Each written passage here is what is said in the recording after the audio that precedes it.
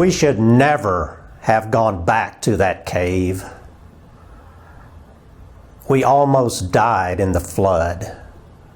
We were sure we were going to drown. That should have been a warning not ever to come back. But here we were at the entrance to Fuller Cave. Marty and I were putting on our old Army surplus wetsuits, getting rigged up to head into that cave one more time. We got all suited up. We started down in the entrance sinkhole, and I could feel the cold air rushing out and the smell of cave beyond. And just before we got down to the bottom of the sinkhole, I sliced my finger on a piece of broken glass, right through my leather glove. I pulled off the glove, looked at my finger, and there on the white tip of my finger was a little glistening red drop of blood. Was that an omen? Who knows? But we had no idea what we were getting into. So we headed on down the upper stream passage of Fuller Cave, a nice sculpted canyon. But from time to time, my eyes would glance upward at the leaves and sticks and even logs wedged on the ledges above us, reminding us that this cave flooded frequently. We made our way down over 6,000 feet to the top of the first waterfall. And there we met Gene and Bill, who were waiting for us. They had rigged the first drop, and they were ready to go caving. And as we began to put on our gear, put on our harnesses, and clip on our carabiners and brake bars for the rappel, I reflected back on what brought us here this time. Just a month ago, Bill and Gene and Paul Schultz had found a way through the terminal breakdown below the waterfalls, what we had so long thought was the end of the cave. Bill had gotten down on his back and slithered under a low place with not much airspace, and eventually popped out the other side. And what they found was a huge trunk channel boring on down into the darkness. They followed that for several thousand feet until they began to hear a roaring sound in the distance. And they popped out into a huge room, or a huge trunk channel. It was so large that with their carbide lights, they couldn't even see across the abyss.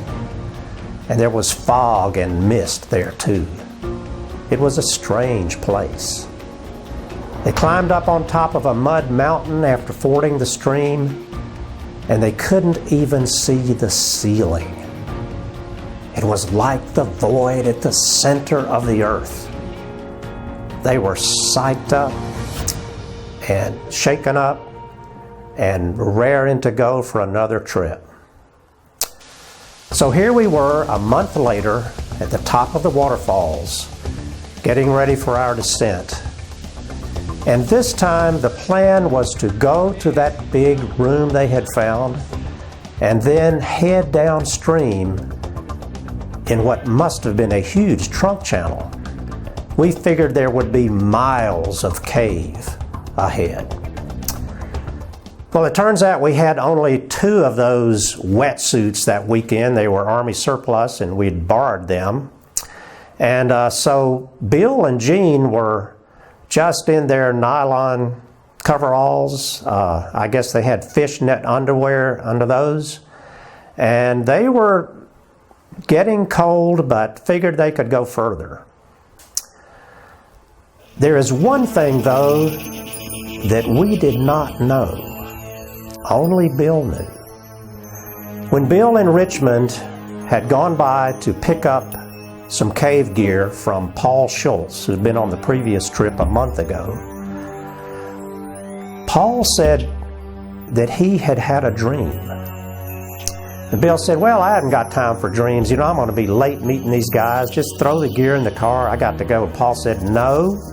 Paul put his hand on his shoulder and said, no, you have got to hear this, Bill. I had a dream that I was in the cave by myself. And I started heading down the big passage like was the plan for this weekend. And he went on to tell Bill a very strange and disturbing dream about what happened to him. And at the end, Paul said, it wasn't like any dream I've ever had. It was more like a vision. It was more like I was awake. I was really there. But then at the end, in a panic, I woke up covered with sweat, shaking all over. And I knew I had to tell somebody. So at that point, Bill said, well, thanks, I got to go. Sorry you can't go with us this weekend, Paul. So as we descended the waterfalls and headed on down toward the breakdown, only Bill knew about that dream. Gene and Marty and I had no inkling of what Paul had dreamt about. So it was indeed a long trip through the breakdown. I remember the low airspace. I never liked places like that, but we got through it. The breakdown was complicated, muddy. There were mud banks, but eventually, after another couple of hours, we began to hear a roar in the distance. And we broke out of a portal, and out in front of us was just inky blackness, with a big cave stream crossing in front of us. I'd never been in a place that big. And with our carbide lights and the fog in the room, it was hard to see much of anything. But we forded that creek. We climbed up the mountain on the other side. We put down some flagging tape to know where we had come from, and we got up on the top and we looked around, and it was just looking out into empty space. There was nothing we could focus on. We could hear the stream murmuring way down below, and we could see the fog swirling around, and it indeed was an ethereal place. Well, we were hyped up about heading on downstream, and we asked Bill and Gene if they felt like they could go any further, and they were so psyched up they said, we're not even feeling cold. And by that time they'd been almost completely submerged in water 2 or 3 times. They said, yeah, let's keep going. So we climbed back down that mud mountain, following the tape, got into the stream and started heading downstream, where no one had ever been before. And before too long, that huge room began to have some dimension to it. We could see some walls, but it was a gargantuan passage. It must have still been 50, 60, 70 feet in diameter and high, with mud banks on each side, the stream flowing down the middle. It made a curve to the right and then a gentle curve to the left. And not too far after that, we came around a bend to a very strange scene. There was a lake. The stream flowed out into a lake. But it was not like any cave lake I have ever seen before. The ceiling was low there, maybe only 7 or 8 feet high. The ceiling was flat, and the walls curved down and plunged into the water. It wasn't a big place, maybe 40 feet wide. We could look with our lights across the lake to the far end, maybe 50 or 60 feet, and we could see that there was no outlet. It was quiet there. The water was very still as it flowed into the lake. And there was foam. There was yellow foam, maybe a foot high, floating on the lake.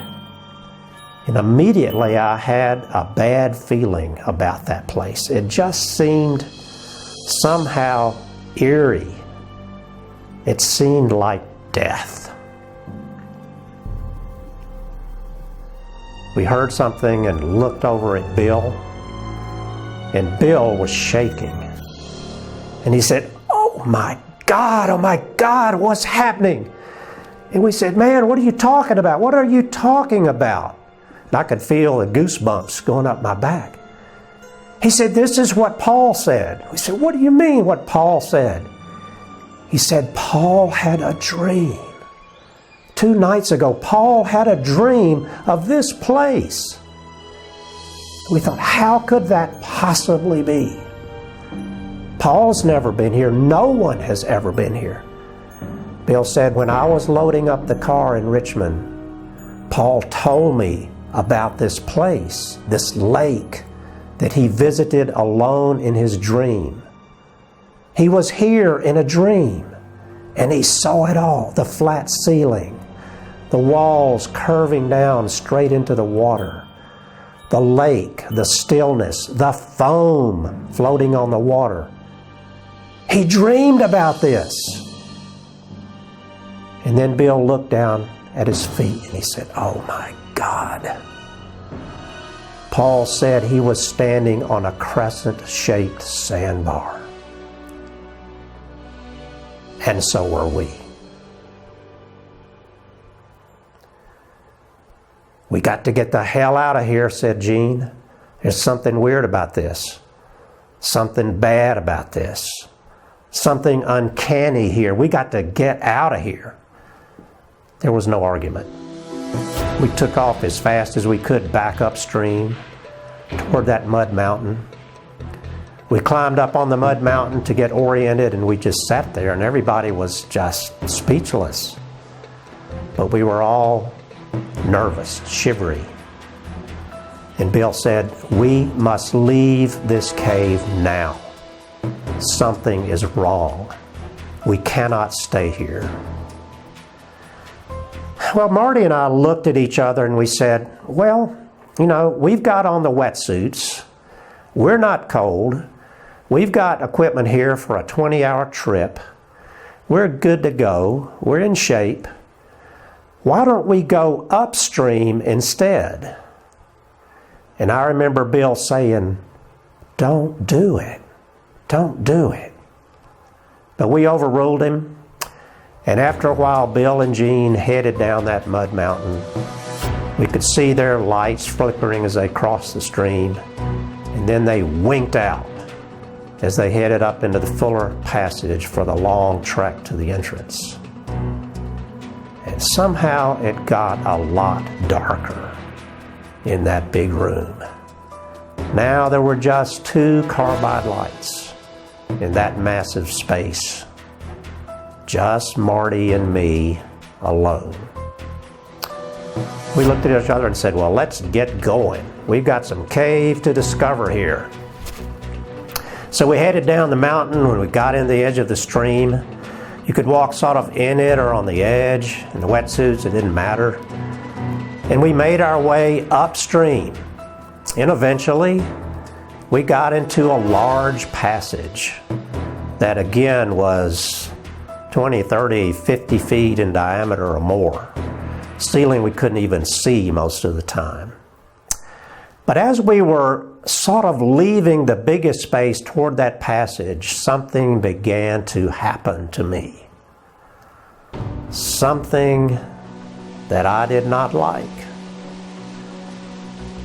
I began to get a little bit of tingling in the hair on the back of my neck.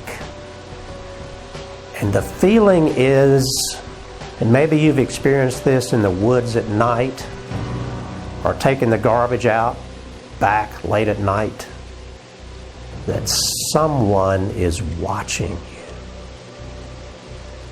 And I began to get the feeling, walking along behind Marty in that big dark room with the stream rushing by, that somehow we were not alone.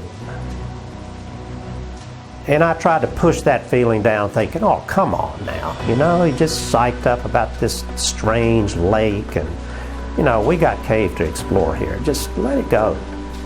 So we went on for probably 20 or 30 minutes, and we sat down on a mud bank, gravel bar mud bank beside the stream. And I will remember this to my dying day. I can see every rock in that mud bank, because when we sat down, Marty turned to me and he said, "Rock, I got something to tell you." I said, "What's that?" He said, "I've just got the strangest feeling that something is in here. Something besides us. Something that knows we are here." And I said, "Oh God, Marty, don't tell me that. That's the last thing I want to hear. Don't tell me that." And I could feel myself just quivering, you know, and my hands began to shake a little bit, because that's exactly what I'd been thinking for the last 20 minutes. And he said, "So what are we going to do?" I said, "God knows, I don't know what the shit we're going to do." And we talked and we said, you know what this is? This is sensory deprivation. You know, there are movies about that stuff. It's when they float people in tanks. You've got cotton in your ears, you've got something over your eyes, the water is warm, they close you in there, you can't see anything, you can't hear anything, and your mind just starts conjuring up all kinds of weird stuff. He said, "Yeah, that's probably what it is. You know, we can't see much here with these lights and the fog, and we can't hear anything with the noise of the stream, and we can't feel much in these wetsuits. I think that's what it is. We're just having sensory deprivation, and it's just making our minds run crazy." Well, we can deal with that. Come on, we're cavers here. We're in the biggest thing we've ever been in. We can't go back out and tell them that we wimped out because we got scared. So let's keep going. I said, "Yeah, let's keep going. It's going." So we got up and we started walking. And I thought about sensory deprivation, but that wasn't much of a help. I began to have that feeling again. And as we walked over the period of the next 30, 40 minutes, that feeling within me began to have some dimension to it. I began to feel as if there were something in that cave up ahead of us, the way we were going. It wasn't a person. It wasn't an animal. It was something else entirely. Something alien. And the feeling that I began to have was that that entity was ahead of us, and like a spider spins a web to catch the unwary fly, so we were moving toward it, and it was lying in wait for us. And that was messing up my mind. Just telling this story gives me the shivers again, because I find myself back in there with Marty. And we stopped again and we talked a little bit about that, but we began to realize that we were both having some pretty awful feelings, and we didn't need to talk about it. We just kept going. And the further we went, the more I began to realize that we were wandering into a place where no human being had ever been, and into a place that was the realm of something different. Something so alien that even to see it would be devastating. And yet we kept going. And I found that I was struggling with my rational mind, which was trying to say, this is all in your mind. and my feelings and my gut and my emotions, which were saying, get out now while you can. But like zombies, we kept walking, deeper and deeper towards whatever horror lay before us. And I was having a little trouble getting a deep breath because I had a brick in my stomach about what we were doing.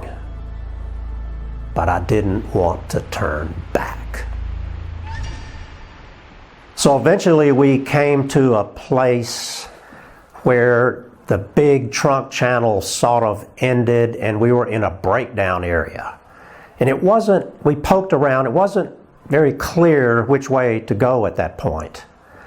And so we didn't see any obvious lead on, and I said to Marty, I said, this is far enough. You know, we're both exhausted, we're both ready to get out of this place. And he said, yeah, I agree, this is far enough. And it's just two of us here. We are a long, long way from the entrance, and it's a good time to turn around. So we sat down on this big flat rock just to rest. And as we got ready to leave, he looked behind us and he said, you know, there's a passage right there. It's going right back in the wall. It's you know, walking size passage. We ought to at least go up there a little ways and check it out. And I said, man, I have had it. I said, I can't do that. I said, why don't you go up there and check that out? And, you know, I'll wait here for you.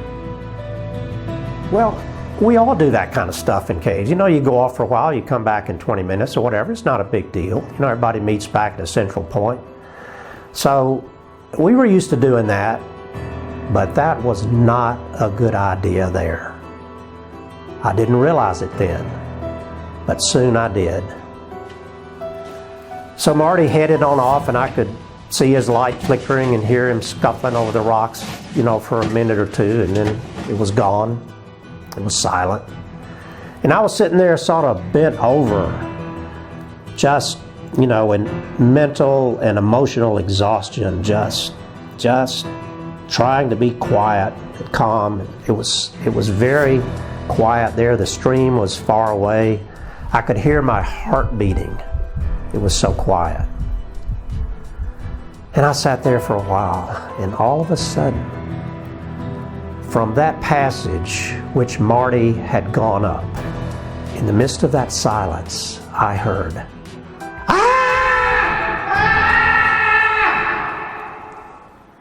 and my whole life passed in front of my eyes. I'd read that happened, and it did. Scenes from childhood all through my life, because I knew that it had him.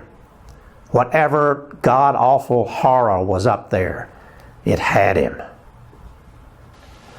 And I found myself standing, yelling, Marty! Marty! Marty! Marty! Hey, Marty!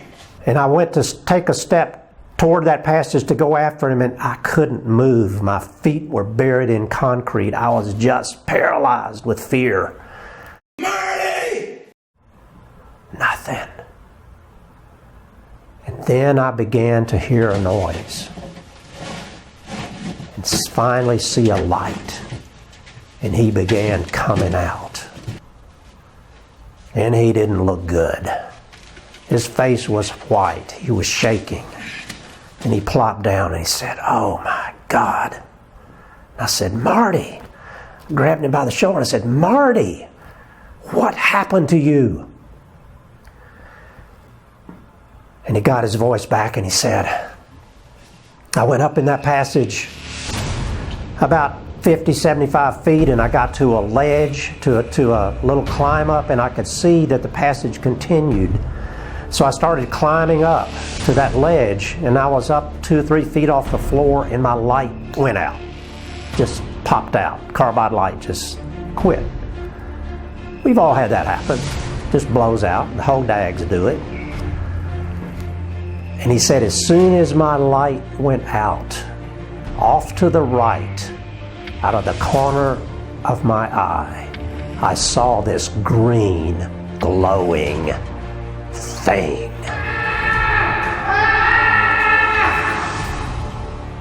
And he said I fell off the ledge, fell down onto the floor, wasn't too far. But I lay there just looking at this thing, my light out in the pure darkness. I finally pulled my flashlight out of my pack. And with shaking hands, I flipped on the beam and pointed it at that thing. And it was a rotting log. It had white moss or something growing on it. And I guess it was phosphorescing or something in the dark. It was just a piece of log. But let's get the hell out of here. And I thought to myself, yes, it was just a piece of log. But whatever awful thing is in here is close. It's close. And so we turned and we started back down that long trek through the stream, through the pools, on the mud banks, to get back to the big room. It was thousands of feet, I don't remember how far. And I don't remember much about that flight, except the urge to run. And how far could you run in a cave before you fell down and broke your kneecap? And so there we were, in the stream, moving as quickly as we could on the slippery rocks, and listening. And every now and then, we would whip back and look behind us, thinking we had heard something.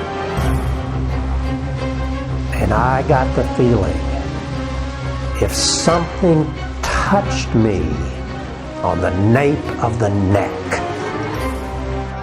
I'd be gone. I'd be gone. We were in utter panic. When you start whipping around looking for what's gaining on you in the dark, you're pretty much over the edge. And so we were.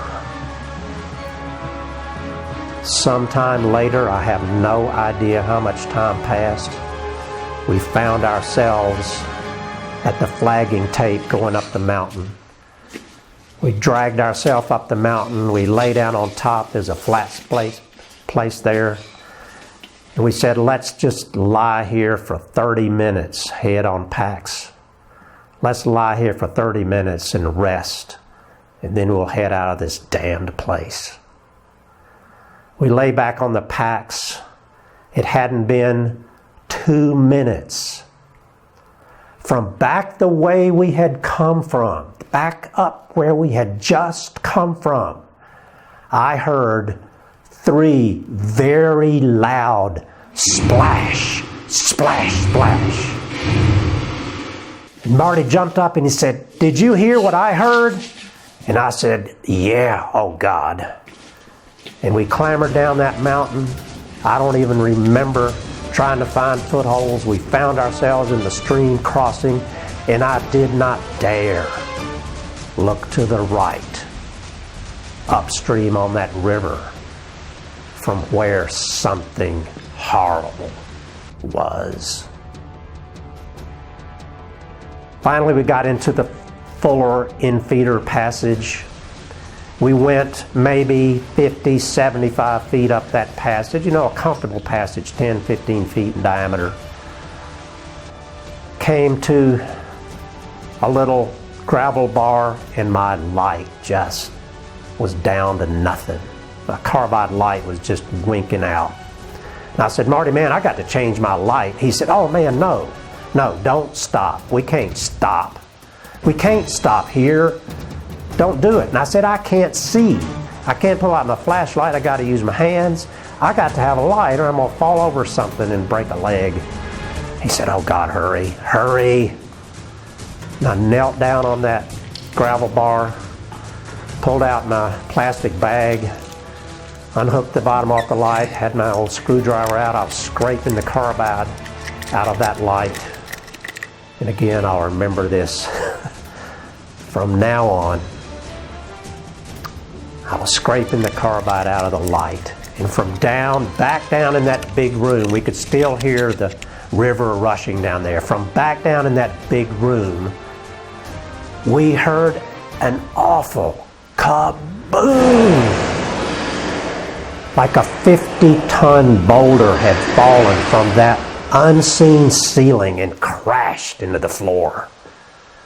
Felt like the whole cave rose up a few inches and settled back. And I think my heart stopped.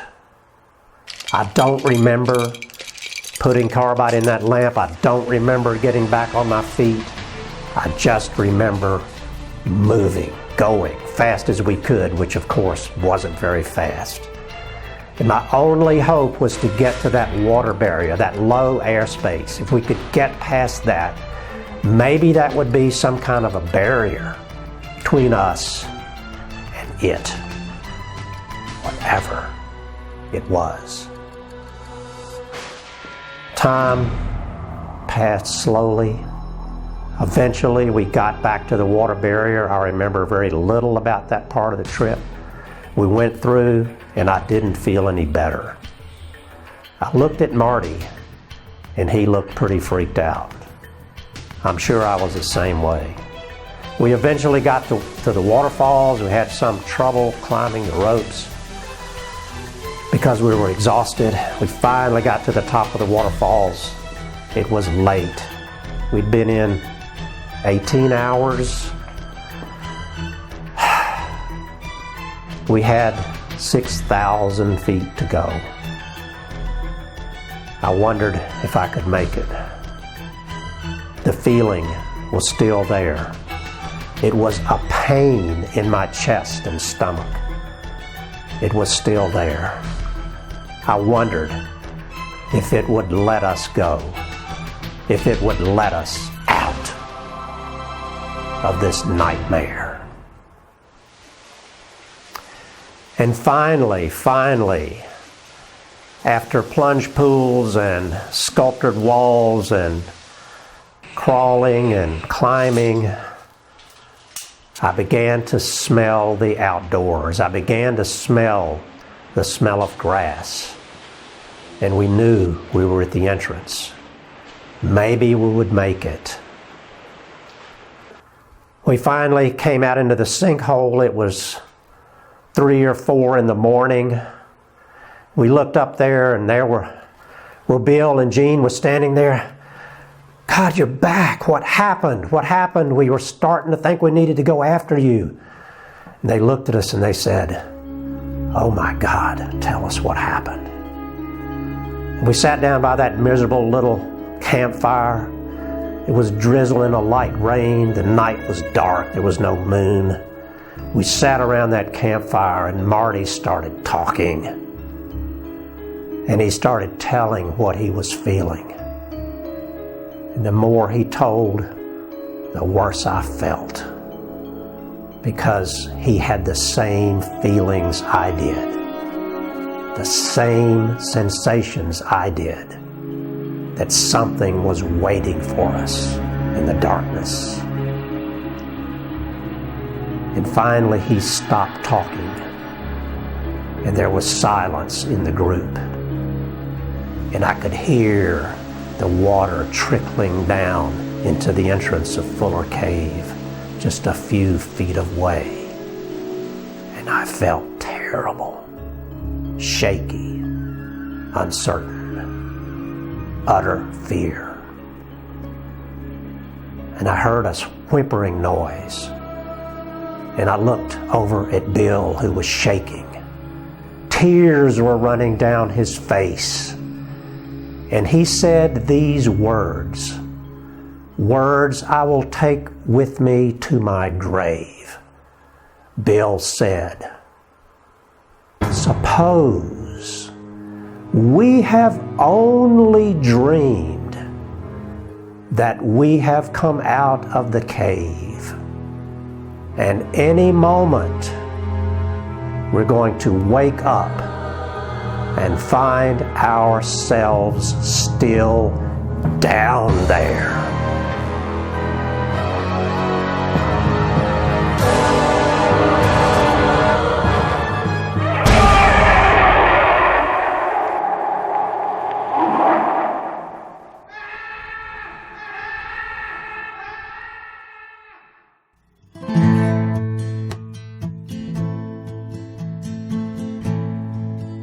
We should never have gone back into that cave,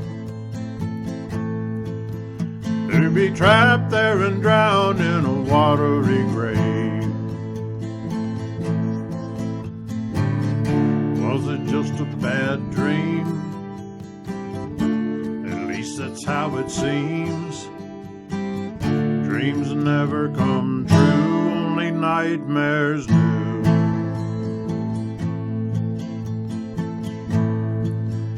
I'm not scared to tell you that I was afraid, and I'm sure that my friends will tell you the same.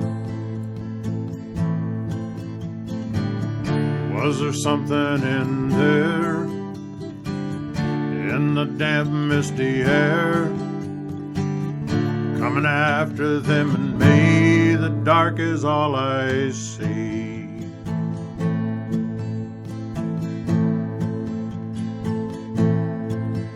I don't ever want to go back to sleep, 'cause I'm not sure I'd wake up from the dream. Is it heaven, is it hell?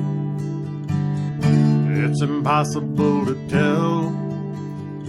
I only know what I feel, and the nightmare is real.